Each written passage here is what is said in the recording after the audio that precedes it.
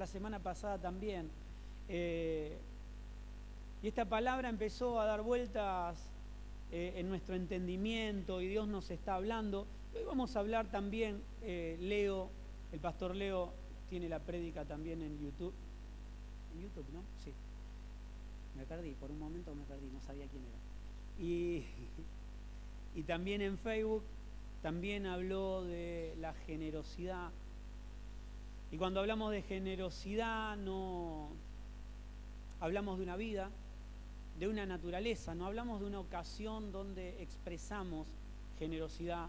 No se trata de un momento, no se trata de una acción, sino que generosidad es Dios expresándose a través de sus hijos.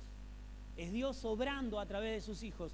Y la única manera en que Dios se expresa a través de los hijos es de los hijos de obediencia.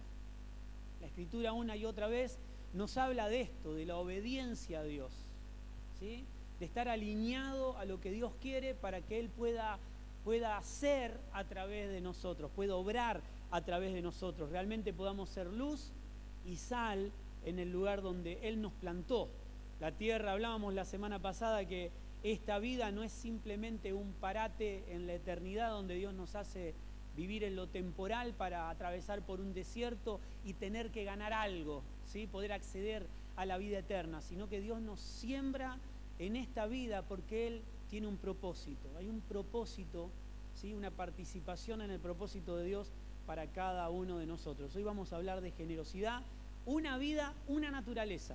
No es una ocasión, no es una manifestación en algunos momentos, sino que Dios se manifiesta a través de sus hijos y se manifiesta en generosidad. Generosidad es la naturaleza de Dios. Dios no es generoso, ¿sí? La generosidad está en Dios. Por eso decimos que es una persona cuando hablamos de Cristo.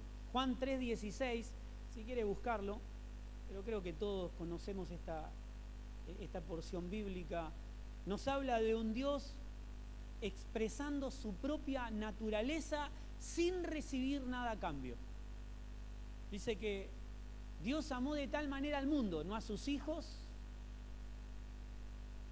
no a aquellos que lo amaban, no a aquellos que lo respetaban, ni siquiera le conocían a Dios, pero ya en el plan y en el propósito de Dios ya estaba, ¿sí?, ese amor. Dice que nos amó de tal manera que Él envió a su Hijo, ¿sí?, para que todo aquel que en Él crea no se pierda, sino que tenga vida eterna. Juan 3:16 nos habla de un Dios expresando su propia naturaleza sin recibir nada a cambio, porque el Dios creador podía simplemente haber desechado todo y generar una nueva realidad, que le sirva, que le adore, que le exprese. Pero no, Él antes de que el hombre fallara, antes de que el hombre fuera creado, Dios sabía que el hombre iba a fallar. Y ya Él tenía un plan. Él nos amó de tal manera que antes de formarnos en Él, ya Él había preparado a su Hijo, o mejor dicho, Él mismo vendría a la tierra a morir por nosotros. Punto número 1, generosidad no es un acto, dijimos recién, no es una acción que podamos hacer o expresar en un momento determinado. Generosidad es expresión de Cristo en todo lo que hacemos. No, generosidad, a veces usamos el término generosidad para diezmos, ofrendas, en nuestra participación en colaborar con el avance del Evangelio, del reino de Dios en la tierra. Entonces le llamamos a eso generosidad y no está mal, pero no es todo. No podemos degradar diezmo y ofrenda, mejor dicho, generosidad a diezmo y ofrenda, un momento donde expresamos su propia naturaleza. Somos generosos y expresamos la generosidad de Dios en todo, absolutamente en todo lo que hacemos. 1 Corintios capítulo 10, verso 31, dice: todo lo que hagan, sea comer o beber, algo tan primitivo, háganlo para la gloria de Dios. Dios nos estuvo hablando mucho con este texto. Todo, absolutamente todo lo que hago como hijo, lo hago para que la gloria de Dios sea vista. Todo lo hago para Él. Así sea comer o beber. Algo que las bestias del campo, los animales, esa mascotita que tenés en tu casa, lo hace. Algo tan primitivo, debemos hacerlo para la gloria de Dios. Y todo, esto es llevado a la mínima expresión, ¿no? Todo lo que hacemos como hijos es vivir expresando generosidad, porque es todo para la gloria de Dios, es Dios expresándose en todo lo que hago. Colosenses capítulo 3, verso 23 dice, todo lo que hagan, que sea como para el Señor. Todo lo que hacemos es para el Señor, nadie te debe nada, ¿sí? Si pensamos, a veces como pastor pensamos que todo lo que hacemos, hemos dado comida, ayudado, charlado, compartido tiempo, ayudado, visitado, no. Todo lo que hicimos fue hecho para la gloria de Dios. Todo fue hecho como para Él. Jesús contaba una historia y decía, y el sentido de esta historia era decir, me visitaron cuando estuve enfermo, me dieron de comer cuando tuve hambre, me abrigaron cuando tuve frío, y los súbditos del rey le decían, pero ¿cuándo hicimos esto por vos, rey? Cuando lo hiciste por uno de estos. Cuando hicimos algo por alguien, ¿sí? No lo hicimos algo por alguien en particular, sino lo hemos hecho para Dios. Porque todo debe ser hecho. Por lo menos la función de los hijos, la función natural de las personas es trabajar por algo. Es recibir algo a cambio de lo que estoy haciendo. Pero generosidad es expresión sin nada a cambio. Es Dios expresándose sin nada a cambio, como lo vimos en Juan 3:16. Por esto debemos, desde que pudimos ver a Dios, ¿sí? Cuando decimos siempre aceptamos a Dios, una palabra que por lo menos a mí no me gusta, porque ¿quién soy yo para aceptar a Dios? Pero ciertamente en nuestra vida lo hemos aceptado, le hemos permitido, Dios nos da ese poder de rechazarlo o aceptarlo. Qué loco, ¿no? A mí todavía no me entra en la cabeza cómo puedo aceptar o rechazar a Dios. Por eso, desde que pudimos verlo, le conocimos, y su gobierno, y esto es fundamental, su gobierno nos controla, ¿sí? Desde que comenzamos a ser absorbidos por la voluntad de Dios, un poco lo que hablaba esta canción, ¿no? A los pies de Cristo está hablando rendir mi voluntad a la voluntad de Dios. Y no es un lugar, no es un momento, no es a los pies, está hablando de manera figurada esta canción, sino es estar en su voluntad. Es decir, es un acto de rendición a mi voluntad y vivir en la voluntad de Dios. Por eso, desde que pudimos ver a Dios, le conocimos, lo aceptamos y su gobierno nos controla, fuimos sumergidos en la voluntad de Dios. Dejamos de trabajar bajo patrón. ¿Qué pasó? ¿Nos hicimos autónomos? No, dejé de trabajar para alguien, porque lo que hago cotidianamente no lo hago para un hombre, no lo hago para una familia, no lo hago para una firma. Los profesores, las maestras, dejaron de trabajar aquellos que conocieron a Dios, que pudieron ver a Dios. No que se les informó un evangelio, sino aquellos que recibieron una vida, dejaron de trabajar a cambio de algo, sino que todo lo que hacen, lo hacen para que Dios sea visto. Puedo ser maestro, puedo ser profesor, puedo ser político, puedo ser policía, puedo ser pastor, puedo ser líder, puedo ser mamá. Bueno, yo no, usted. ¿Sí? Papá, esposo, dejé de hacerlo todo a cambio de algo o porque debo hacerlo como obligación, sino que en todo lo que hago, Dios es visto.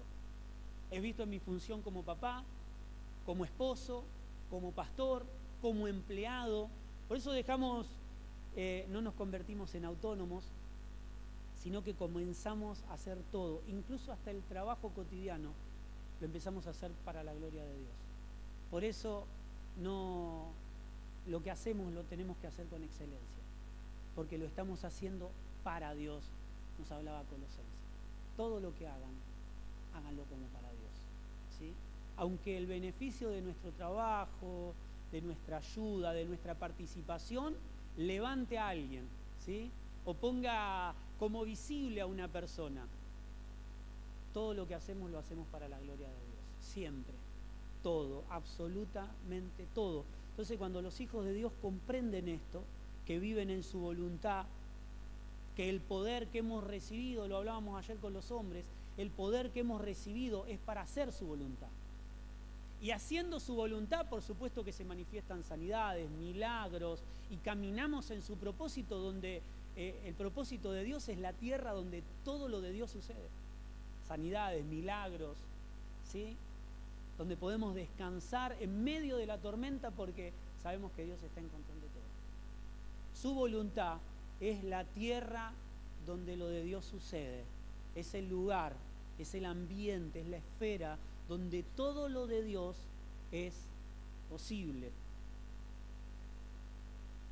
Dejamos, cuando pudimos ver a Dios, cuando le conocimos, cuando su gobierno nos comenzó a controlar, cuando comenzamos a ser sumergidos en Él, dejamos de funcionar en el ojo por ojo.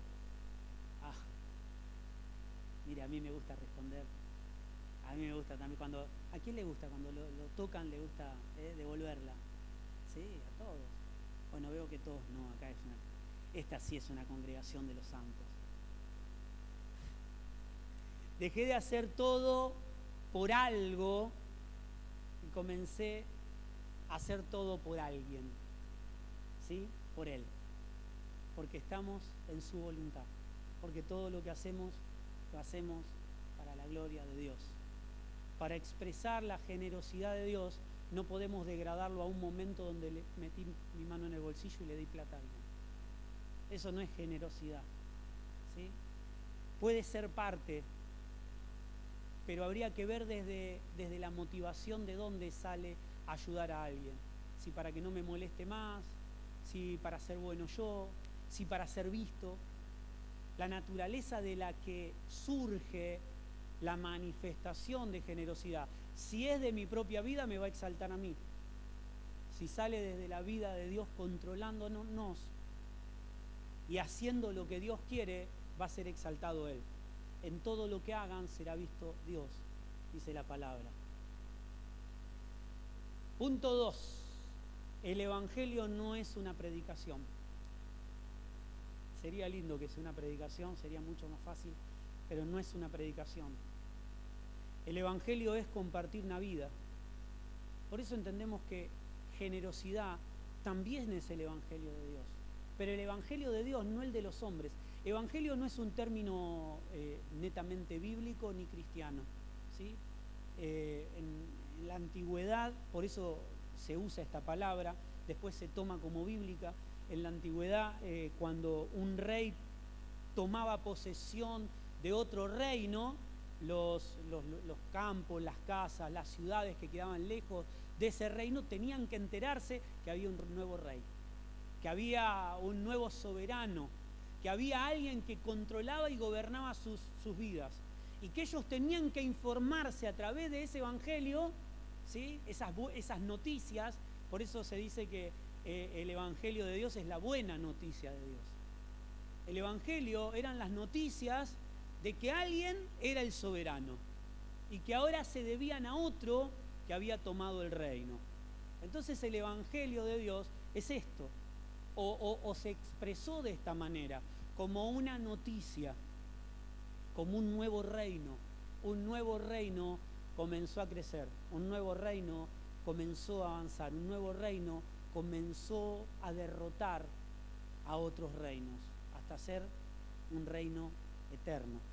El evangelio, por eso decimos que no es una predicación, el evangelio es compartir la vida que hemos recibido por gracia.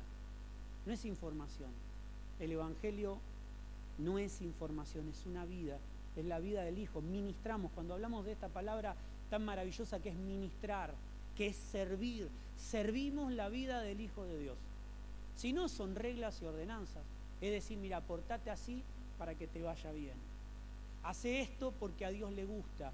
Pero los hijos de Dios dejamos de hacer las cosas porque sí o porque están escritas, sino porque anhelamos hacer la voluntad de papá. Amén. Qué callado que está, me da mucho miedo. Mucho miedo, estoy a punto de bajarme. Cuando hablamos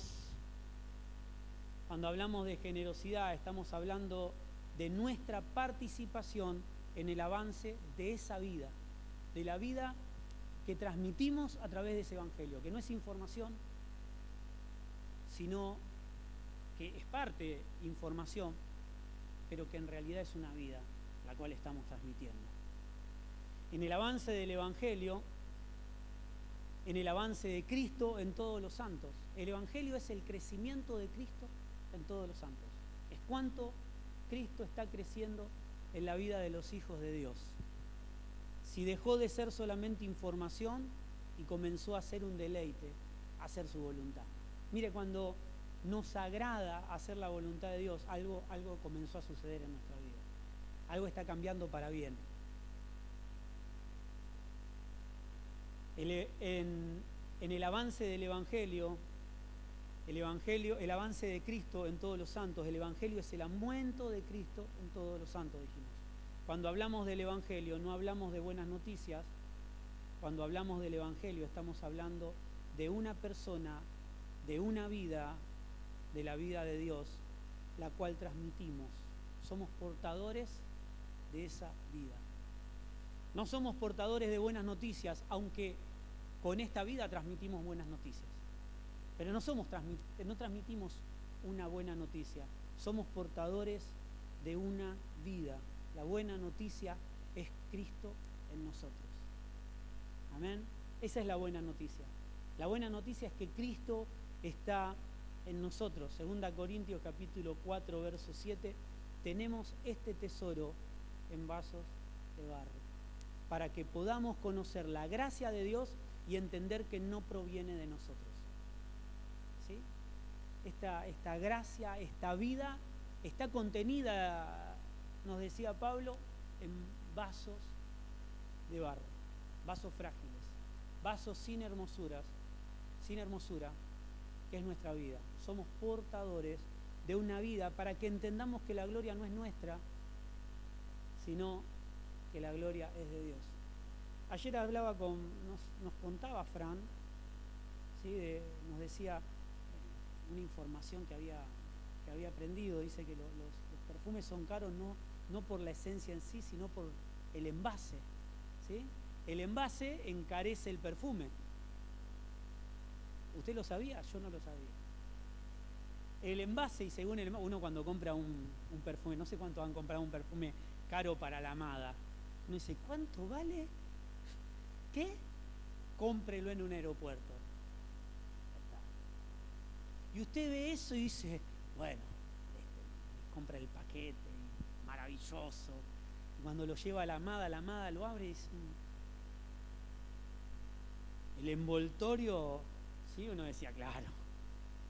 Y uno cuando lo ve tan chiquito dice, usarlo con cariño.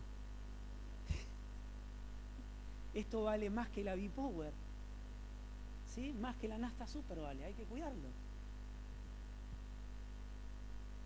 El envase encarece el perfume, no es el caso de los hijos de Dios. Los hijos de Dios, el envase es sin valor.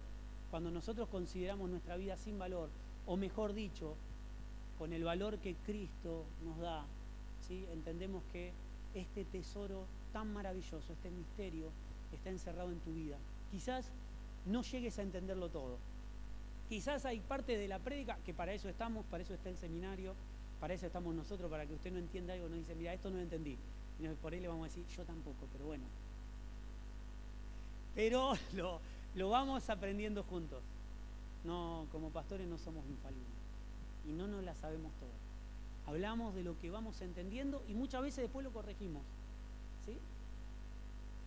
En 2 Corintios capítulo 4, verso 7 dice, tenemos este tesoro en un vaso de barro para que podamos conocer la gloria de Dios y entender que no es nuestra. No es nuestra. Esta vasija de barro, sí, está hablando un poco del hombre siendo formado del barro por Dios. ¿Sí? Hablábamos la semana pasada de que seguimos estando en la rueda del alfarero. Él nos sigue moldeando. ¿Por qué? Porque tiene una función para nosotros y es contener su gloria.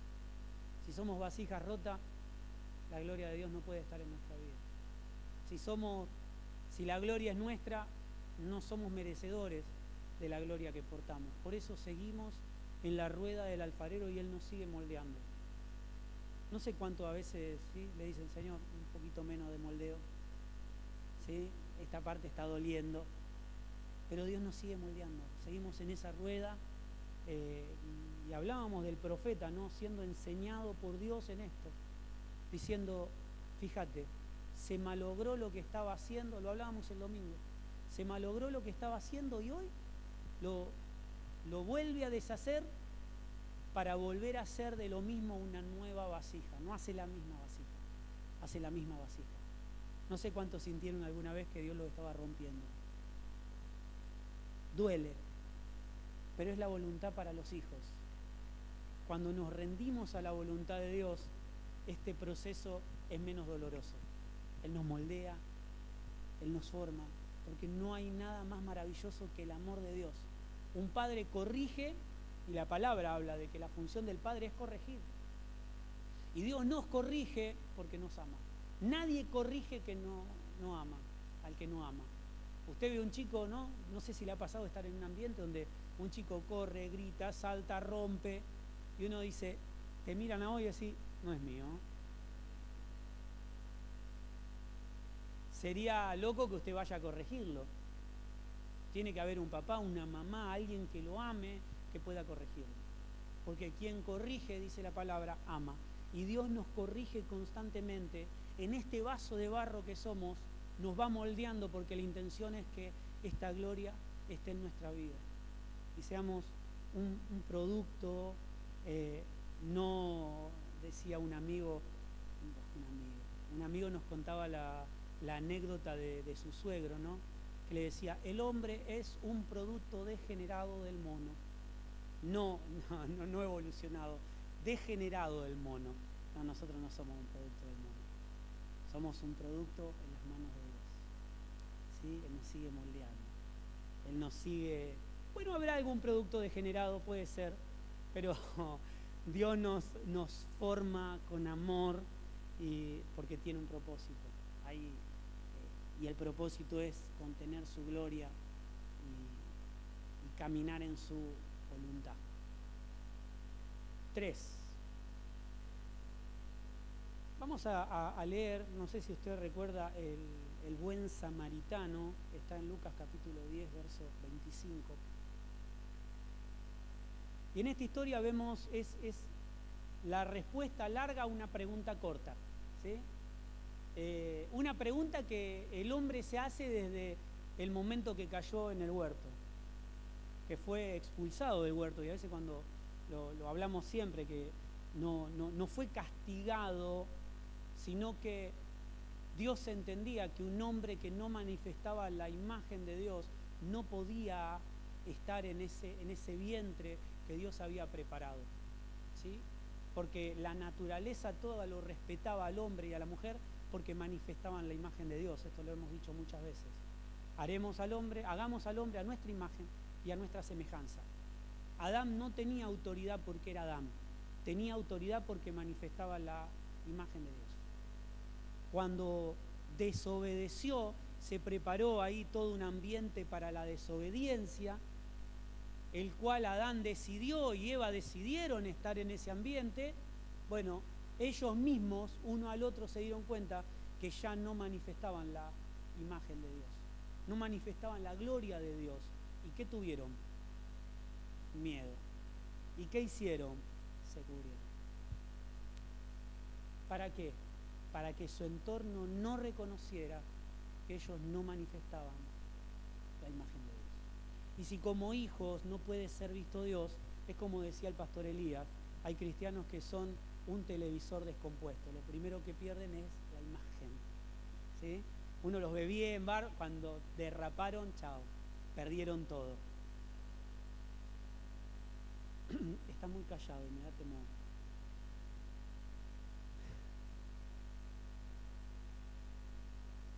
Esta historia que Jesús le cuenta a un maestro que vino a tentarle, ¿sí? Un maestro vino a tentar, pero hizo una pregunta que se hace el hombre desde el momento de la caída. En respuesta a esta pregunta, que ha resonado de la caída del hombre, ¿cómo puedo tener la vida eterna? ¿Cómo podemos tener la vida eterna? Lucas capítulo 10, verso 25. Yo no sé si se está portando bien o está muy callado por algo. Dios mío, ya está preocupando. Y eso que iba a decir, apague el celular, trate de no generar distracción. Dios mío, ya estoy asustado. En esto se presentó un experto en la ley y para ponerlo a prueba Jesús le hizo una pregunta.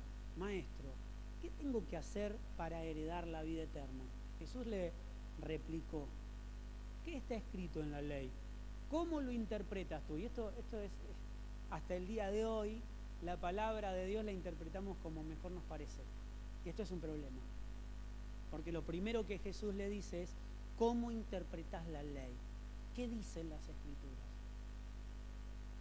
Y en los fariseos, en los estudiosos de aquel entonces vemos que ellos tenían un gran conocimiento de la Escritura, tenían un gran conocimiento de la letra, pero no de la voluntad de Dios.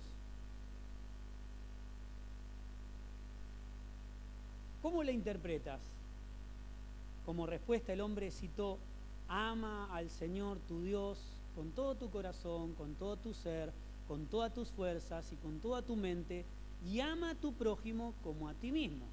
La tenía clara, ¿sí? La pregunta ya la tenía, ya la había resuelto el fariseo, el estudioso, el maestro.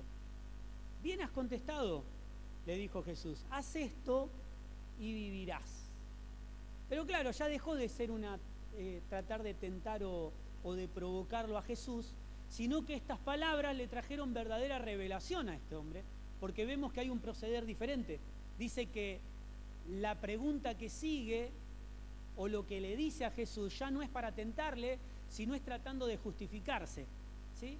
El hombre cuando desobedece, la mujer cuando desobedeció a Dios, lo primero que vio es que no reflejaban la imagen del Creador, entonces tuvieron miedo.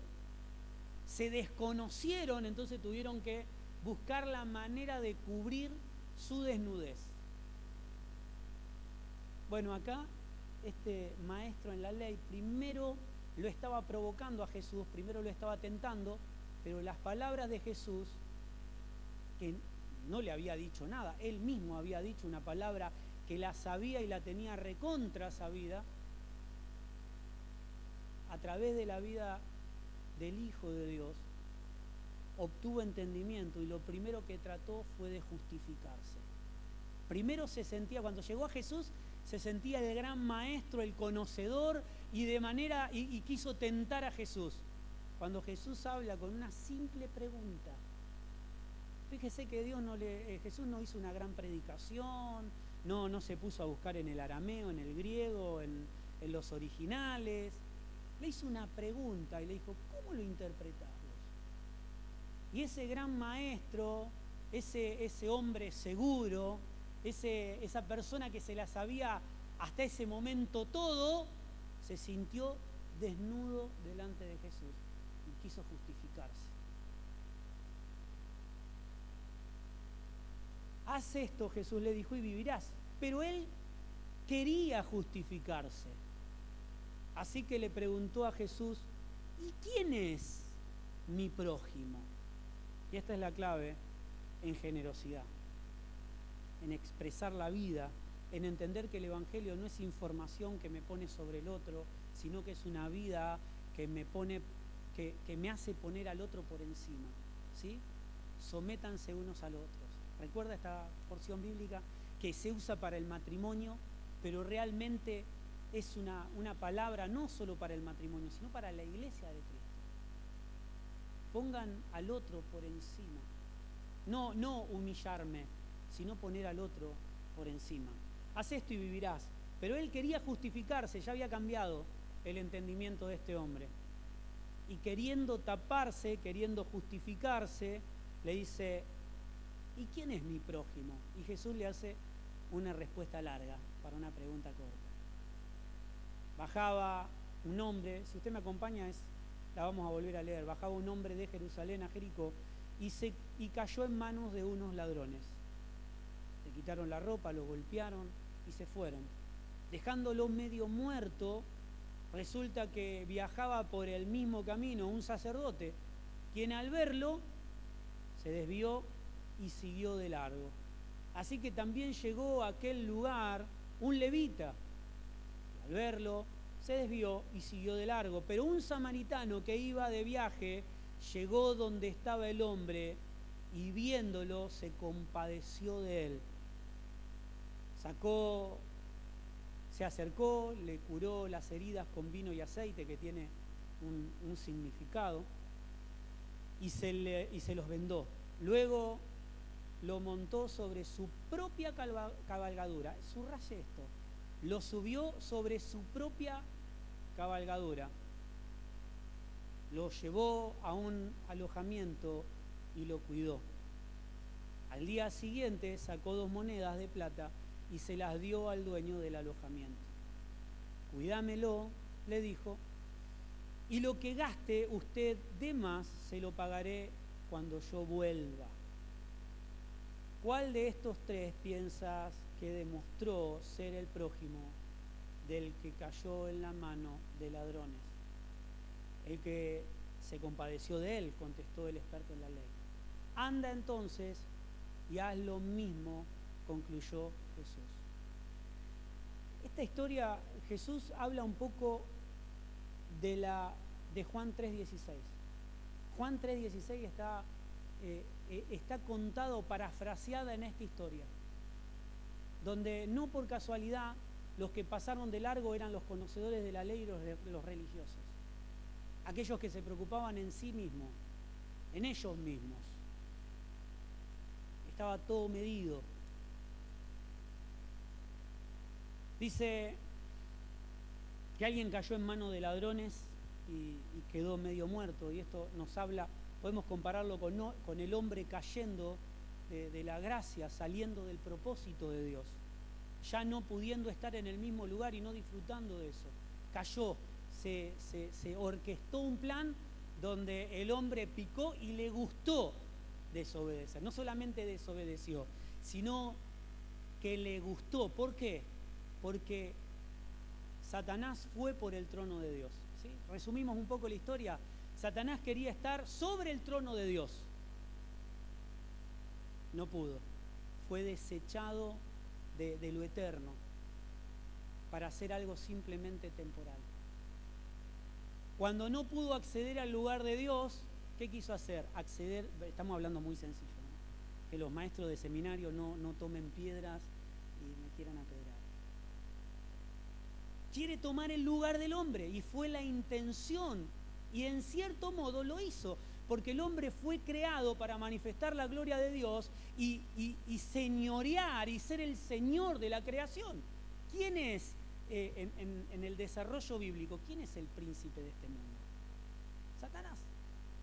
¿Qué hizo el enemigo? Tomar el lugar que tenía el hombre de gobierno.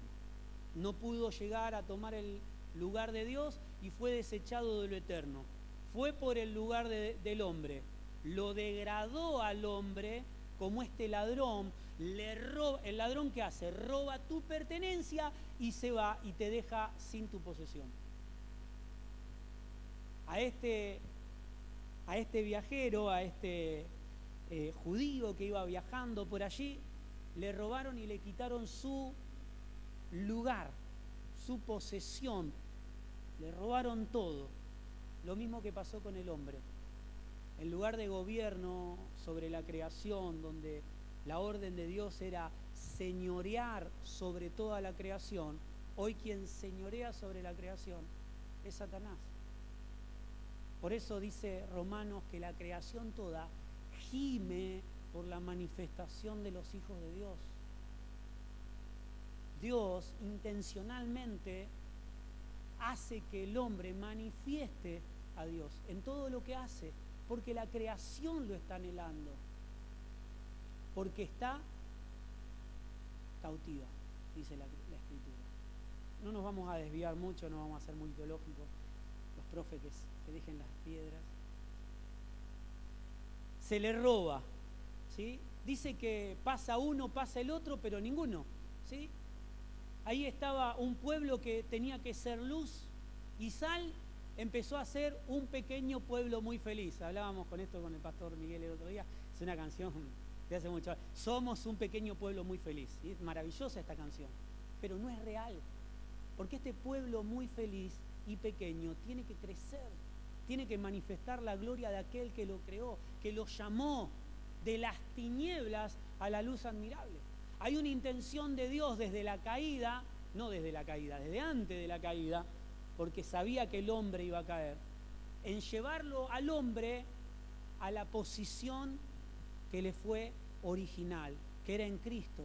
Ese huerto nos habla de Cristo. Esa tierra prometida a la que el pueblo de Dios tenía que acceder, donde fluía leche y miel, donde había abundancia de todo, era Cristo. Simbolizaba a Cristo, era tipo y forma de Cristo. Dice que pasaron los religiosos, pasó un religioso, lo esquivó. En vez de compadecerse de aquel que había sido despojado, ¿sí? No perdamos de vista la imagen de el hombre perdiendo su lugar de autoridad. Viene y pasa en vez de ayudarlo, aquel que tenía que ayudarlo, siguió de largo. Pasa un levita, aquel que estaba encargado de las cuestiones cúlticas dentro del templo. Lo miró, lo esquivó y pasó de largo. Pero dice que pasó un samaritano, y cuando habla del samaritano podemos parafrasear y hablar de ese pueblo de Dios, ¿sí? de ese reverdecer del pueblo de Dios, de los hijos de Dios, que viven para hacer la voluntad de Dios, que no hacen lo que tienen que hacer. Porque me imagino que este hombre tuvo que renunciar a muchas cosas, ¿sí? Para ayudar a un judío, para ayudar a aquel que lo menospreciaba constantemente, aquel que lo consideraba una escala inferior de la sociedad. Pero sin embargo pasó y fue movido a misericordia, dice otra versión. Fue a manifestar no su propia voluntad, no lo que quería hacer, no lo que deseaba hacer, no lo que todo el mundo le hubiese aplaudido hacer, por lo menos lo de su pueblo, sino que se bajó de su cabalgadura, invirtió lo que tenía, con los simbolismos que esto tiene, no vamos a entrar en esto, pero lo curó y lo vendó. Y fue lo que hizo el Señor, ¿sí? Proteger al hombre después de la caída.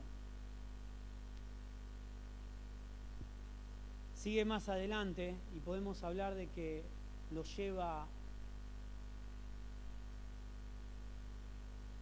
Quiero leerlo puntualmente. Baja, dice, de su cabalgadura. Y cuando decimos baja de su cabalgadura, podemos poner la imagen de Juan 3:16. De tal manera amó Dios al mundo que podríamos decir de manera muy sencilla que descendió de los cielos para morir en esta tierra. O sea, se bajó de sus privilegios de reino, de gobierno, dice que todo fue creado por él y para él, y se humilló a ser hombre. Dejó su trono, dejó su reino, estamos hablando de manera muy sencilla. Se bajó de su cabalgadura por amor al mundo. Dice que los ladrones hasta le quitaron la ropa.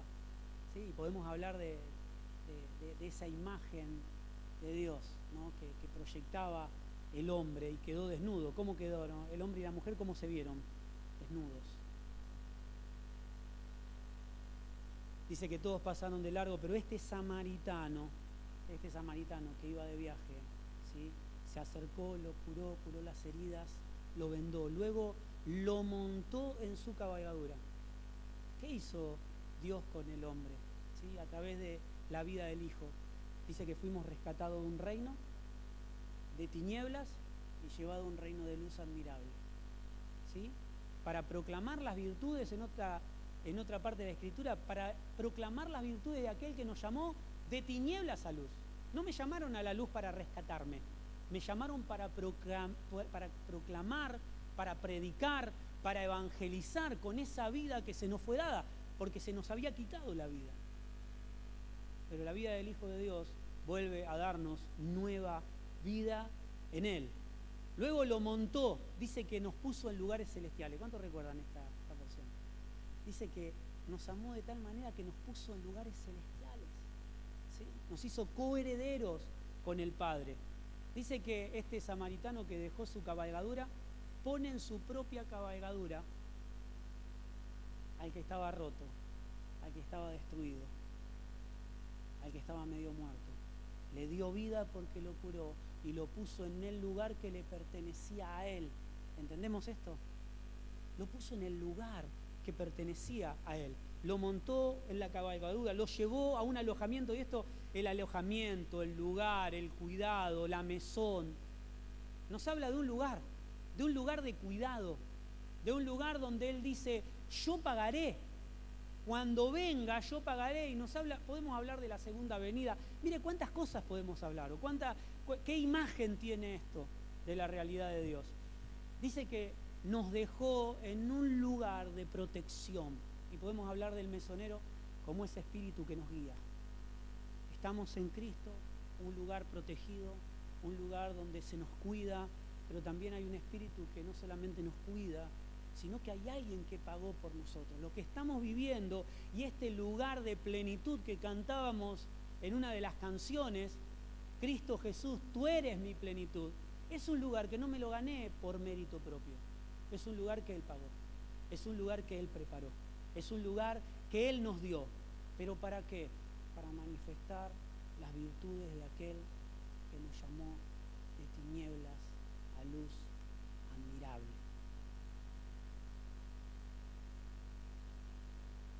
Tendríamos que hablar mucho más, pero vamos a terminar aquí. ¿Qué le parece? Lo veo muy callado y me da temor. Dios mío.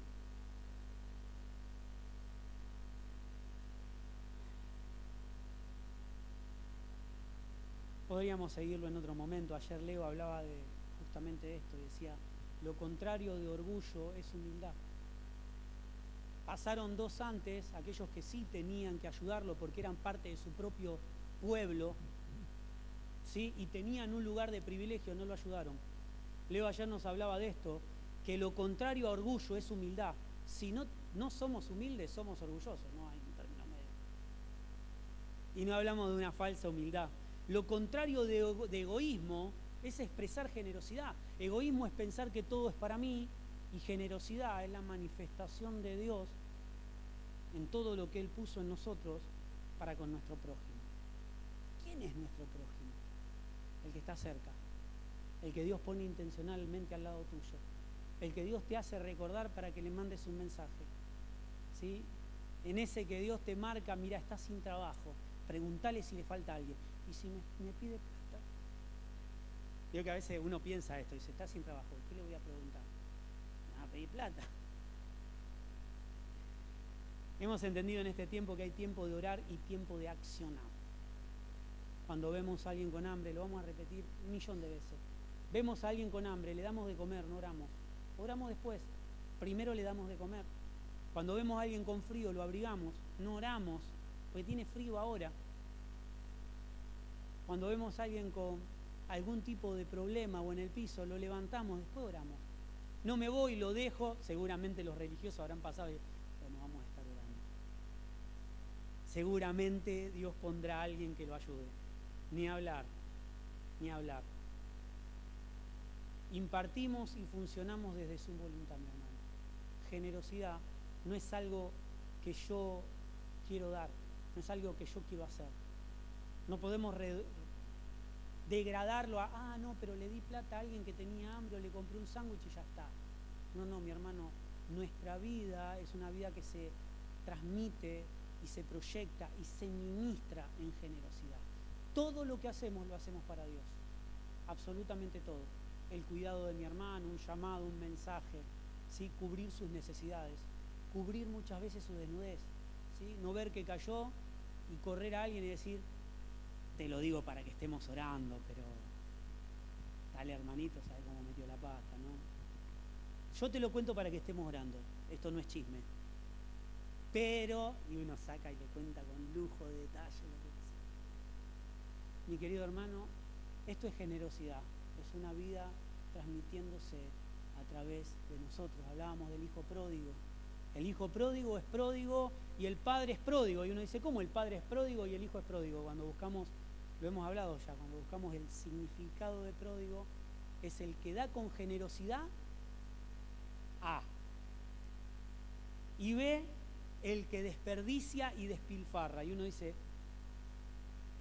¿cómo la misma palabra define a dos? Porque es según la naturaleza de donde viene lo mismo. Si la naturaleza es Cristo, será generosidad. Si la naturaleza es mía, será egoísmo y será despilfarrar lo que Dios me dio. ¿Cuántos están aquí? Póngase de pie como símbolo de que estamos terminando. Segunda Corintios capítulo 9, verso 6. Habla en una versión en la textual, traduce textualmente, ¿no? Se ha usado mucho para generosidad, para diezmos, ofrendas, y tiene que ver con eso. Pablo le está hablando de que lo que damos es para cubrir la necesidad de los santos, es para todo lo que tenía que ver con el avance del reino de Dios, pero estaban hablando de economía. Y ahí Pablo les dice en el 9:6, el que siembra escasamente cosechará, y el que siembra en bendición, cosechará en bendición. Y nos habla, no siempre es el dar, pero está hablando de qué naturaleza sale. Como el hijo pródigo, ¿sí? Su naturaleza era escapar del padre y despilfarrar. Lo que hacía no era generosidad con sus amigos, era desperdiciar lo que no le pertenecía. Pero el padre era pródigo porque todo lo que tenía le pertenecía. Cuando se habla del Padre, se habla de nuestro Padre Dios. Y se está hablando del reino de los cielos. En esta porción Pablo habla de lo mismo, de lo que damos, que nosotros podemos considerarlo como generosidad, pero aquí no habla de cantidad, habla de la naturaleza de la que parte. Yo puedo dar mucho para nada, y sembraré y cosecharé de esa nada. Pero cuando mi vida está expresando generosidad en todo lo que hacemos, no solamente para la necesidad de los santos, no solamente para aquellos que pasan necesidad, no solamente para que el reino de Dios siga creciendo, ¿sí? Colaboramos con eso, con nuestras finanzas, con nuestro tiempo, según de la naturaleza que salga o provenga, será generosidad o será egoísmo. Yo puedo predicar hoy y puedo predicar para ser visto yo, para que usted diga, che, qué buena palabra. Y será una prédica que va a exaltarme a mí y va a provenir de mi mezquindad, de mi egoísmo, de lo que quiero para mí. Ahora si lo que hago es transmitir lo que Dios me da, será generosidad, porque seré ministrado yo también. Y eso pasará con todo, con el que está en la puerta y lo recibió. Si lo recibió porque este es mi lugar y acá me pusieron y yo voy a cuidar lo mío. Si Pedro cuando me hizo un café era para que lo vea él, o realmente me dio un café pero se lo está dando al Señor. Si lo que hacemos diariamente cuando trabajamos, cuando enseñamos, cuando cuidamos a nuestros hijos, será con egoísmo y para sentirme bien yo o para acallar mi conciencia, será egoísmo y nunca generosidad. Lo mismo, ¿sí? En aquel que pesa los corazones determinará si es generosidad o es egoísmo, si es escasez o es bendición, si manifestamos la vida del Hijo o nos manifestamos a nosotros mismos. Uno de los puntos de la reforma, lo cual estamos celebrando en este tiempo, es la gloria es solo de Dios. Amén. ¿Qué le parece si oramos? Y le pedimos a Dios que nos haga crecer en esto. No solamente que Dios sea congregar el domingo, o venir a una reunión de pre o de mujeres, sea cumplir, ¿sí? Con mi diezmo puedo ser parte del avance del reino, puede ser para cumplir, lo mismo. Puede ser para cumplir o diciendo, no, Señor, quiero ser parte de todo lo que estás haciendo. Colaborar con todo lo que se está haciendo, los chicos en la música, en plataforma, en recepción, en cada lugar. Si la finalidad es tener un lugar, es egoísmo. Pero si la función es manifestar a Dios y es colaborar con todo lo que Dios está haciendo, Dios será visto en todo lo que hacemos.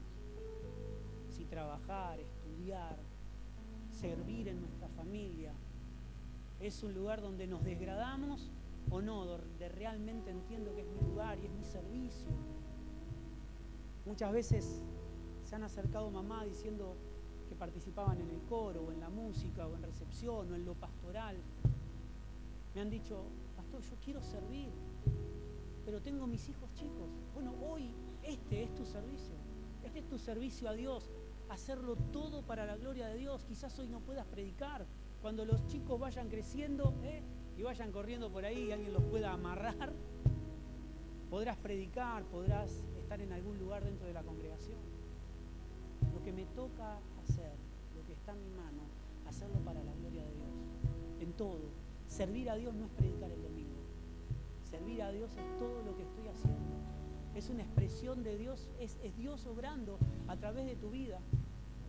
Mi hermano, no degrades lo que haces, no degrades lo que vivís. En Él estamos completos, ¿sí? Y seguramente iremos creciendo. La mamá que hoy está full con los chiquitos, el día de mañana los chicos crecerán y podrán estar en una función pastoral o visitando a los enfermos o en un geriátrico. Pero este es mi tiempo. Hay un tiempo para todo. Y no desesperarme por lo que no puedo hacer, sino es entender lo que Dios quiere que yo haga en este momento, hoy, ahora. ¿Qué es lo que Dios quiere que haga? ¿Qué, mejor dicho, mire cómo me corrijo, qué quiere Dios hacer a través de mi vida? Y ser un instrumento en sus manos. No es que Dios tenga manos, es algo figurado, es estar en la voluntad de Dios, es hacer lo que Dios quiere en el momento justo. Quizás sea en hoy darle de comer a alguien que tenga hambre, renunciar a una campera para que alguien esté abrigado, viajar a un anexo para predicar, no sé, ir a repartir o hablar de Dios en algún lugar, ir a los sanatorios, a los hospitales, ir a los geriátricos. No lo sé, mi hermano. Pero lo que Dios te mande a hacer, hacelo. Lo que Dios quiera hacer a través de mi vida, que Él pueda hacer. Esta es la oración de los santos. Después de la cruz, los santos lograron otro nivel de crecimiento y dejaron de pedir para ellos. Jesús dijo, todo está garantizado, todo va a llegar. Busquen primero el reino de Dios, todo lo demás va a ser hecho. La comida, el vestido, todo está, todo va a llegar. Porque Dios para su propósito, a su propósito no le hace faltar nada. La pregunta es, ¿hoy estoy en el propósito de Dios o no estoy en el propósito de Dios? Porque si no estoy en el propósito de Dios, bueno, salgamos a buscar médico, provisión. Ahora, si estoy en el propósito de Dios, Él se va a suplir de todo. Y no te va a faltar nada de lo necesario para que el plan de Dios se cumpla en tu vida y en mi vida. Pero Dios nos tiene que dar este entendimiento en el momento justo. Dios, ¿qué querés hacer en mi vida? La oración de los santos era, quiero conocerte más. La oración de los apóstoles y aquellos que transmitían la palabra era que Cristo les sea iluminado, que puedan verlo a Él. Mi querido, todo lo que hacemos lo hacemos para la gloria de Dios. Amén. Lo sigo viendo callado, estoy preocupado. Para la próxima, prenda el celular. ¿Qué les parece si oramos? Padre, te damos gracias por esta palabra. Señor, quizás a través de la torpeza de quien predica hay cosas que no la pudimos entender. Pero sé que tu Espíritu nos va a mostrar todo. Todo aquello que lo humano no nos permitió transmitir. Señor, sé que en el Espíritu lo vamos a entender. Sé que, Señor, este será un tiempo realmente de ser luz. Una luz no decide prenderse o apagarse, sino que una luz es. Señor, Señor, queremos ser esa luz, pero no transmitir nuestra luz, queremos transmitir tu luz. Somos portadores de una naturaleza. Cuando predicamos el Evangelio no convencemos a las personas, les presentamos una vida. Les presentamos una vida. Nuestra función como hijo de Dios es presentar al amado y preparar a la amada. La amada es la iglesia. La amada son sus hijos, es el cuerpo. Preparamos el cuerpo y anunciamos al novio. Señor, danos sabiduría, danos entendimiento. Señor, permitinos poder esperar los tiempos, porque a veces no queremos esperar los tiempos y nos equivocamos. Sabemos lo que querés hacer y queremos hacerlo a nuestra manera. Señor, queremos porque entendemos muchas veces qué querés o qué vas a hacer a través de nuestras vidas. Señor, ayúdanos a preparar y esperar el tiempo, a prepararnos para ese tiempo. Y todo lo que hago el día de hoy es para la gloria de Dios. No trabajo para un empleador, sino que el empleador disfrutará de mi buen trabajo, pero yo lo estaré haciendo para Él, lo estaré haciendo para Dios. Soy un buen padre no porque mis hijos son buenos. Trato de ser el padre que Cristo merece. No soy un buen esposo porque mi esposa lo merece, porque me trata bien, sino que soy el esposo que Cristo merece. Los beneficios los disfrutará mi esposa, los beneficios los disfrutarán mis hijos, los beneficios los disfrutarán mis vecinos, pero yo seré el vecino que Cristo merece y nunca el que mi vecino merezca. Señor, ayúdanos a hacer todo para vos. Señor, ayúdanos no a hacer, queremos corregir esto. Señor, queremos ser una expresión de tu amor. Y esto es generosidad. Es Dios expresándose a través de los hijos, no por algo a cambio, sino porque todo lo que necesitábamos lo tenemos en Él. Padre, yo te pido por cada uno de mis hermanos. Señor, permitinos funcionar alineados a tu voluntad. Como decía esta canción, estar rendido ante tu voluntad. Poder vivir en tu voluntad, poder expresar tu voluntad, poder comer de tu voluntad, para así, sí, poder expresar generosidad. Porque si lo que doy proviene de mí, será lástima. Pero si lo que doy proviene de ti, será generosidad siempre. En el nombre de Jesús.